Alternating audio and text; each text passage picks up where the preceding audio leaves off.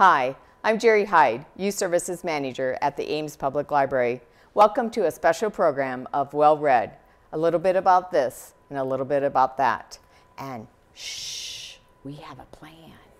Our plan is to share with you the best books of 2014, at least according to the Youth Services staff.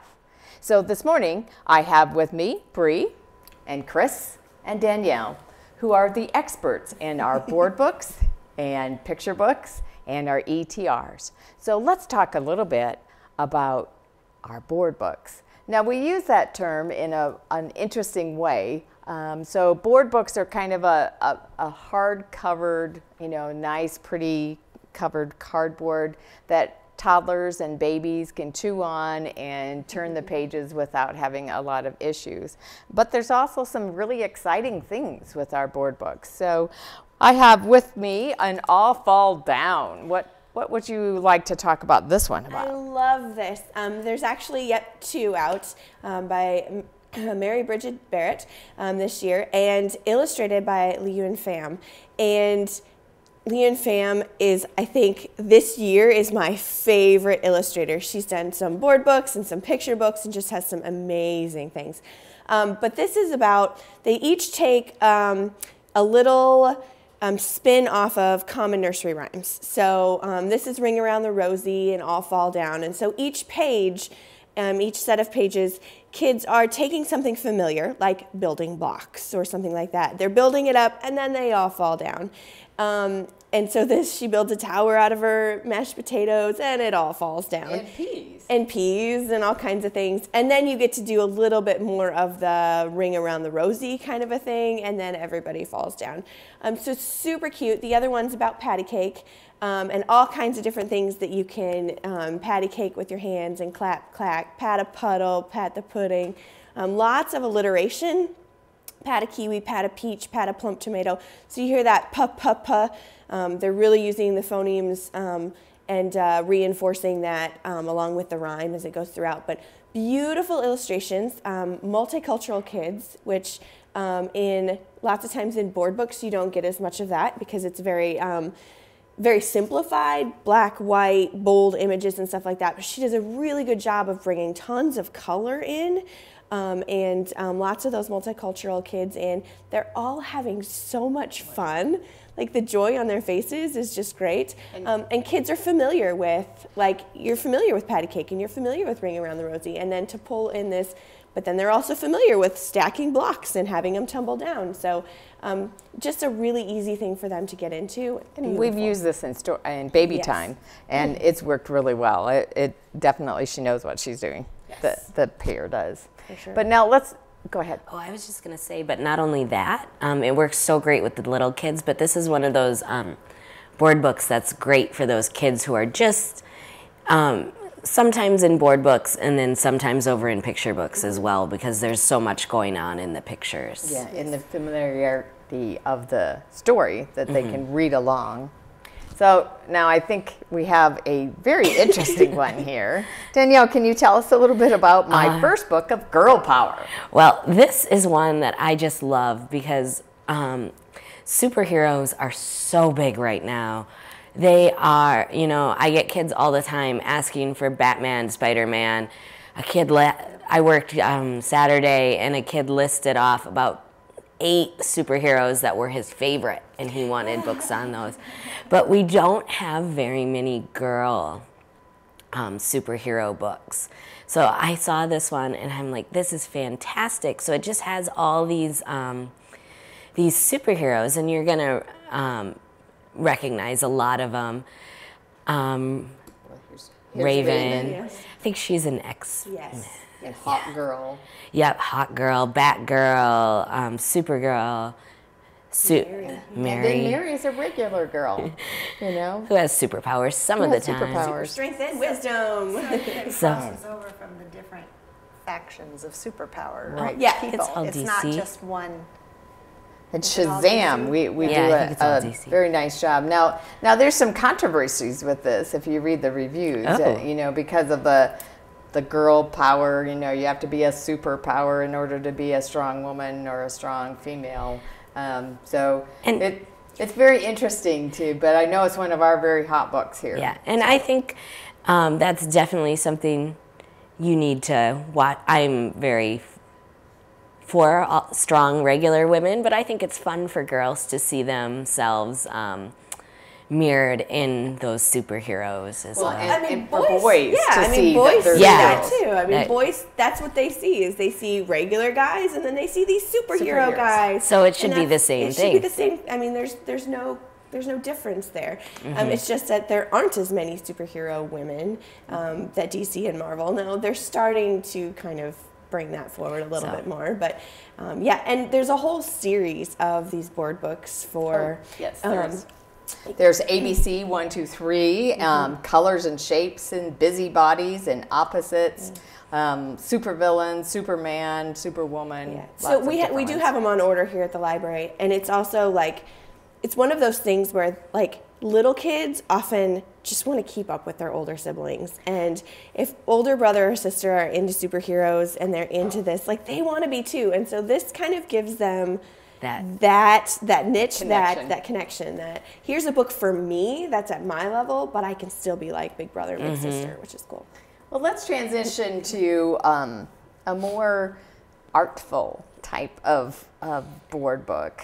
1, 2, 3. Yes, so this is Alpha Prince, and if you look closely at the cover there, you'll see that each of those birds is made up by fingerprints. And Jerri, it's also textured. Yep, it's awesome. And then they add little things to make it into an animal, and they're counting. So here are the turtles.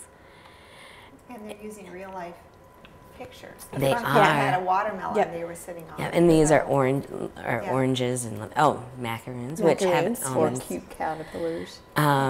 Cauliflower. So, and I thought this would be so fun. This is going to be a great one just to use as a counting book, but you can also take it, and I know I like to do art projects with my son, and you can also take it, and you know, even the very littlest one will love to make fingerprints. And as they get older, you know, you can add those little drawings, see what they can make their fingerprints into. So this book is not only a book, but kind of a gateway into so much more. So 1, 2, 3, a very interesting storybook. And what I also like is the tabs, which also helps with the turning the pages. And counting. And then counting as well. And then we have one last grouping of our board books that we would like to share, and very tactile type of They're books. called Usborne Touchy-Feely books. You can see it right on the front. These are 3 newest from Fiona Watt and illustrated by Rachel Wells. And I don't know how she keeps coming up with so many titles, because everyone is different. But it's always about That's Not My Pig. Its nose is to Fuzzy, or in this case the fox, and then you go through the book and see all the different textures. So it's very good for sensory and the colors, and the kids can go over these as many times as they want, and then you turn around and there's another one. And so I keep wondering how that pig is not in another book, or a fox is not in another book, but they're all so different. And I like the little white mouse too. You can play a game too with Find the Little White Mouse. Yeah, the little white mouse, it is. And somebody mentioned it to me one time, I don't remember who it was, that they think that the mouse is the one that's actually the character in the book. That's saying that's not my pig. That's not my pig. That's Could not be. my... It could be. as the perspective nice. of... Because the mouse is on every page, which is a fun thing for kids to be able to do too, is find the mouse on every page. I just don't know how you would choose if you were buying them. I mean, how do you choose which one to buy? Because that's why you go to your local library, and then you have them. Exactly. Yeah, because there's so many. Let's go ahead and transition. You know, we're kind of growing our reader just like we do in our department, and we're going to go ahead and move to the picture books. And now a picture book is typically a 32-page book, although publishers have changed all of that for us in many, many ways, for the better, I would assume. But you know that organizing that the librarians like to do makes it more difficult. So having it that way, but some really fantastic books out this year. Let's see, should we go and start with our local author? Sure. And I know you have a grouping of 3, Chris, but this happens to be someone we all know, and she walks in our door. That's right. Sarvinder Neighborhouse. This is her first picture book ever published, and it took about 10 years in the making, actually, from the time they said we want it. But it's a wonderful story, very spare in text about the seasons, and it's all just rhyming. I have a little secret. It started out with 3 words on each verse, and the publishers cut it down to 2, flash, flash, and so on. But yeah, it's very interesting to how hear. They choose. You know, I wonder if all the authors and illustrators have to go through the same thing that this process I would assume. that happens. Yes. You know, it was just that we have the in on this one. Yeah. So Sarvinder, in this case, she had come up with this wonderful story and these ideas about illustrations, and she actually got the chance to tell the publisher about that. And then they gave it to Margaret Kodos Irvine, who's a Caldecott Honor illustrator. Super cool to have her do that, and she works so well with so many different textures and so on, and the placement on the page. And it was her idea then to come up with this multicultural preschool, which just adds so much dimension to the whole book. And there's even a little underlying story in there about this shy little boy and this little girl that in the end become very good friends. But so you can sort of see that if you keep reading through it, and it's just a lovely book. So yay, Sarvinder. We're so proud of her. Yes, we are very proud of her. And now you spoke to the illustrator. She is a Caldecott winner. Honor for Ella Sarah Gets Dressed. Yes, is what she and did. very familiar character that way too. That, but very interesting. We're going to see lots of neat things coming, I'm sure. I think from Sarvinder and more from Margaret. Right. So talking about the seasons, go to the next one. Haiku. Haiku. So here is little Ku, little panda bear, and this is the same author that did Zen Shorts and Zen Ties. And he was introduced in Zen Ties as the, nephew, I was going to say, of the larger panda bear. So in this case, the author was a little liberal in his form of haiku, which they say more and more is happening. It's not official haiku because they get that little bit of license to change things up. But it's just a very sweet book where he meets these friends, and it turns out it goes through the season, and lo and behold, it's an alphabet book too. So if you start at the beginning with A for autumn, and then as you keep going through, they even have a note at the beginning, look for the capitalized letter. And in that case, they're talking about king. Yep, okay. J and king. And so it's a wonderful little book about the seasons, and it just really gives you a snapshot of what you'd be feeling right then when you see those things. And look, there's hope for us. Spring will come, won't it? But excellent. It's just amazing that they can have so many elements all in the same book. Like, it's just beautifully illustrated. It's going all through the seasons. It's written in haiku, and it's going in alphabetical order. And as it works through. It's a friendship book, too. You know, it is. It's very cute. So I love that one. It's wonderful. Yeah. And then our season book, Blue on Blue. Which, although it's not full seasons, it's definitely about weather. And so in this case, I had Jerri turn to this page. It's all a rhyming text, and it's scratchboard and watercolor illustrations. This is my favorite phrase, gray on gray, dark and glooming, black on black, storm is looming. And it brings that feeling out. It brings it right in. And yet it's not a scary story. It's just very descriptive in everything that it does. And this is just one of my favorites. And then when the sun comes, sun sneaks back, warms the air. And look at that beautiful illustration. And there's little details that you can find throughout the book. So it was just beautifully done. Well, and this type of texture with the illustration and the scratchboard and stuff is so unique compared to others, and there's not very many illustrators that do that. And she's a repeat. She is a Caldecott winner from a book, something Midnight. It's from some time. House at Night or House at Midnight. Yeah. The House in the Night. House in the Night. Beth 2009. Crowns. Yep. So. We've got a lot of books actually with that same illustrator, and they all sort of have that same feel. Is it the bear sees blue? It's not. It's a different. It looks like I know. I thought that too at first, but no, it's not. But it's still just beautifully done. Yeah, I love her. The talent it takes to do that. I know. So let's stay on that season type of thing. And there's a very interesting story called Blizzard that I think here in Iowa we can understand, as well as out on the East Coast, because that's where he's from. So John Rocco in Blizzard. Yes, and a couple years ago we were all raving about Blackout, which is one he did, and this is just as beautiful. So this is about a little boy in the Northeast who, they start in school and the snow starts, so they get out early and they head home, and like it keeps snowing and it keeps snowing and it keeps snowing, and they wake up in the morning and they can't get out the front door, they have to go out the window, and here he is going out the window because they have so much snow. And I love how like you track the days. If you go back a page, you track the days by like Tuesday up front, like the little animals making the prints and stuff. So he has these subtle ways of like tracking the book throughout. And it's just beautiful because him and his brother just really want to go out to play. They come inside and they have hot cocoa with milk, and it's just a perfect snow day and stuff. But then it just keeps going and going, and pretty soon they're in dire circumstances because they're running out of food. I mean, they're trapped in their home because their hot cocoa is now made with water instead of milk, and this cannot happen. And he must be the one to save the day.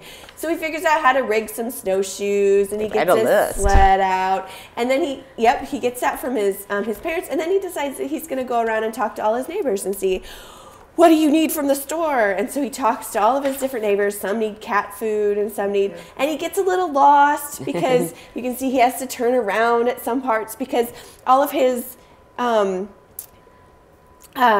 lines and stuff are all changed because there's so much snow. He can't see the corner where this sign was or this rock was or something like that. So he eventually gets to the store and he picks up some things on his sled, and he's the hero of the day as he delivers it all.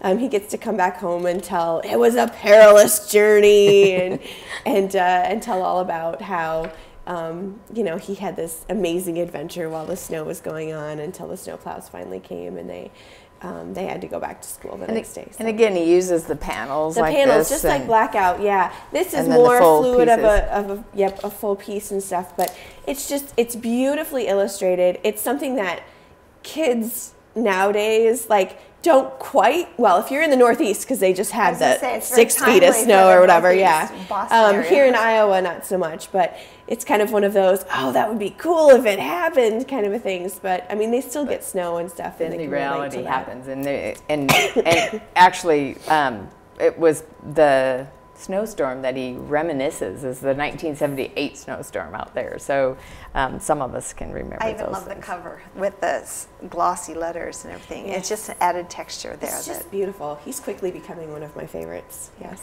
I think we'll go ahead and go with Quest. Which is a second. Oh, Aaron Becker's second in a trilogy. That was going to be a third one. There's a third one. Yes, I had to look that up. But so we started out with Journey, where it was very subtle colors in the background, and then these splashes of the purple and the red of these two children that meet at the end, and now they've got a quest. They're out on their bikes, it's raining, and through the door comes a wizard, or king. He's sort of wizard king-like. I think he's got both going on there.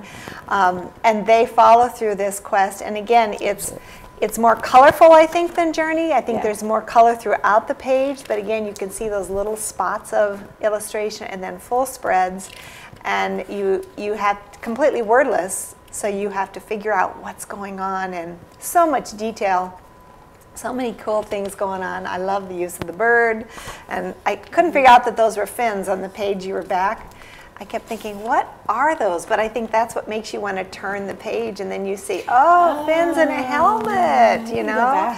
So it just keeps going, and of course at the end they save the day, but there obviously is something else that's going to happen. So now I just can't wait for the third book.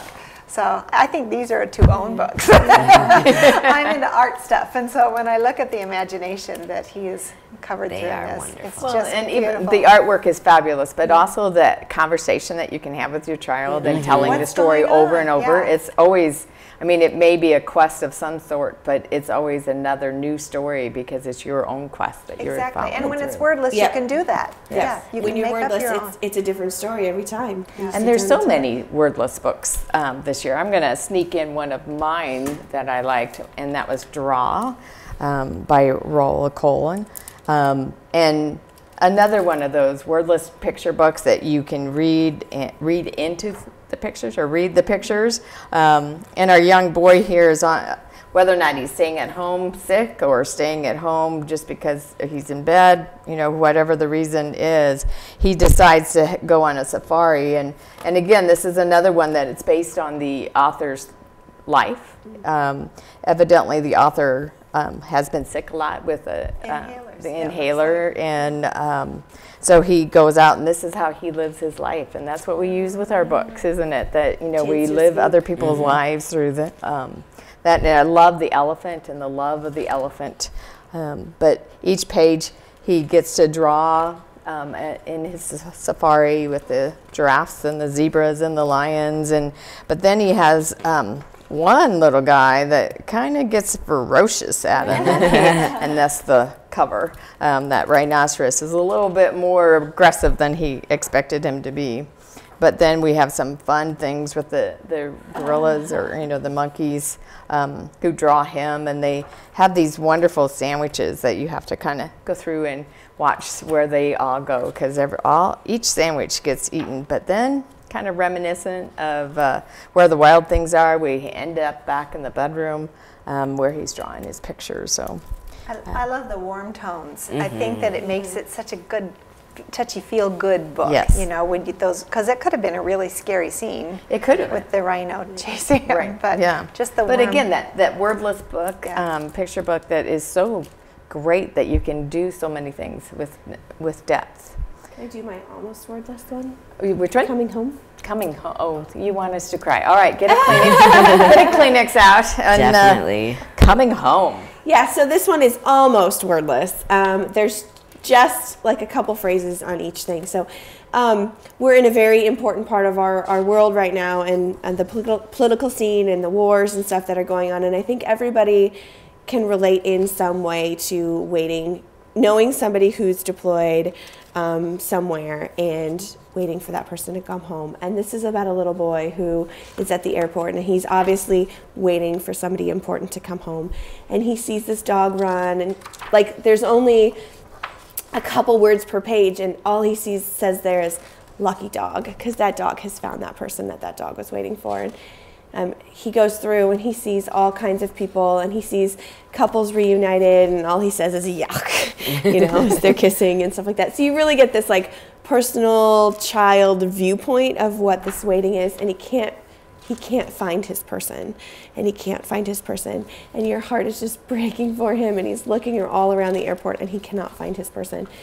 And I think, and I don't know how everybody else draws conclusions to things, but I'm drawing a conclusion here about who he's waiting for, and then you turn the page, and Mom.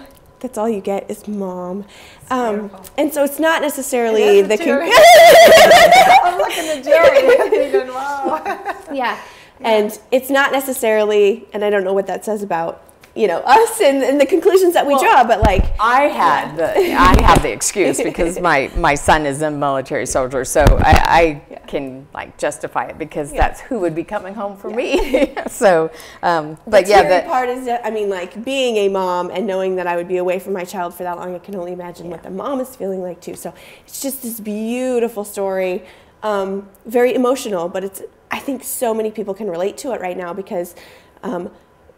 So many of our troops are coming home right now, and more of them are women. Yeah, yes. yeah. So lots of them are. I have a wordless one. Okay, one more story and picture book, and then we'll. The Farmer and the Clown. Oh, this is another one. Get your Kleenex out. This one's kind of sad too. Yeah. Good So welcome home this thing. is Marla Frazee, and she is one of my absolute favorite. I saw her at ALA one year, and. The American Library Association. Yes. Our library jargon. And she was there, and I made her sign things, and it was fantastic. But this is about a very grumpy grumpy farmer, and all of a sudden this colorful circus train goes through and something falls off. And it's a baby clown. And so this baby clown is very cheerful. So he tells, you know, what happened. Oh my goodness, I fell off. It was awful. And the clown and the farmer spend the day together. And the farmer's very dour. You know, as you can tell from the colors, it's not until they wash their face at night. Oh, and then he washes off his face, and the clown makeup is gone, and he wasn't smiling. He doesn't have a smile on his face. He's sad. So then it becomes a really good friendship book because the farmer realizes this is a baby, and so it's about them making friends and being friends together. And then in the train does come back the next day for the little baby. And so it's exciting for the baby clown, but I think the farmer's going to be a little sad at the end. Yeah. Sad. So it's a good thing he's got a little friend that's going to stay with him. A little monkey friend. It reminded me that I was the little clown when we moved into the neighborhood, and there was a neighbor man that was next door that was a grumpy old guy too. That, you know, like, you're not doing anything. Why can't you play with me? And that kind of reminded me of the story. Reminded me of my childhood memories. But so, you know, we're growing our readers. So we have our picture books, and now we're going to go into our beginner readers, those readers that are reading, starting to read independently. And we just have a few of those. So does anyone have one particular one? Because we have just a couple minutes left. I really like Tony Baloney, Buddy Trouble. Ah, this is funny. So that's by Pam Munoz Ryan. And Tony Baloney is a macaroni penguin. And he has an older sister and two younger twin siblings. And this is just a great book because Tony Baloney, just the series, does tend to go with those feelings that kids do have. This particular one has some great sibling interaction. They end up getting into big fights in this one, and as you can see, there's a little bit of glitter. And you know, the big sister ends up sending Tony's very special friend to playgroup with the younger siblings. Poor Dandelion. He ends up with pink and glitter and is terrified. But they do work together to become, the sister works with Tony to make it all right again. So it's a really good one about sibling relationships because, I don't know, it always bothered me when I was young to read about these siblings who never fought and never did anything. Because, oh my gosh, that's not how my life was at all. No. I agree. No. And very much that, like, parent, it looks like from the kid's perspective that the parent is siding with the other sibling and stuff like that. Oh, and they love the other sibling more. Yes, oh, every time. I mean, this is a series that kids relate to, and it's hard for a lot of people sometimes in that early, you don't have a lot of words to work with in that early beginning reader thing. And to come across with that kind of emotion and that kind of understanding in so few words is very well done. And it also shows that, yes, eventually they can work together sometimes, because that's true of most sibling groups as well. Sometimes they really dislike each other, but sometimes, you know, they're the only ones in the world who like each other too. So that's true. Yes. That's true. There's a fine line between love and hate. So another one on talking about relating. Talking about relating to kids. Every kid understands what it's like to have to wait for something. We just got done with the holiday season and Christmas and stuff like that. Birthdays, all kinds of things. The first day of school. I mean, that build-up and that anticipation is part of growing up as a child. And Mo Willems, in his new one, perfectly captures that. Piggy says to Gerald, "I have a surprise for you." And he's like, "Oh, what is it?" And he's like, "Well, I can't tell you. It's a surprise." And so the whole time, Gerald is like, "Is it pretty? Is it big? What is it? Can you tell me? Can I have it now? No, you have to wait. You have to wait." And it's this, I mean, the whole time he's building that emotion of, "Oh, well, I wish I could give it to you now, but I can't. We have to wait. Well, I don't want to wait. I don't want to wait." And this whole time, and he's groaning and he's throwing a fit, which we all know children do. And here it becomes nighttime, and he's like, oh, we've wasted the entire day. Like, and he's kind of getting mad. I've waited and waited, and Piggy says, it's because it's, what have I waited for? And Piggy says, because it's worth waiting for. And he says, it's for that, and it's this beautiful night sky and all of the stars and everything. So you had to wait until night. I mean, you couldn't have given it to him during the day. And I think this just really resonates with kids because they wait and they can't understand, well, why can't I open this present now? Or why can't I go to school now? Because there's a time and a place for when those surprises have to happen and when those things have to happen. So just a beautiful story of capturing that emotion and getting those kids right where they need to be. And then this turns it around, and Gerald then says, well, I have a surprise for you too, Piggy, but you have to wait until morning, so you can only understand what they're doing. Yes. I think it's neat that the art changes there too. It's not Mo's standard graphic. Yes. All of a sudden we've got a real picture in there. Yeah, it goes from there to that full page spread. That full page that's of gorgeous. beautiful, real. Yes. And flowing, and that's right. Well, waiting is not easy, but we're going to wait a few minutes to go on to our next group. So thank you, ladies, for coming and sharing our board books and our picture books and our easy to read or beginner reader books. And we'll wait just a few minutes, and you'll be able to see the next set and growing into our independent readers. Until then, thank you for watching this.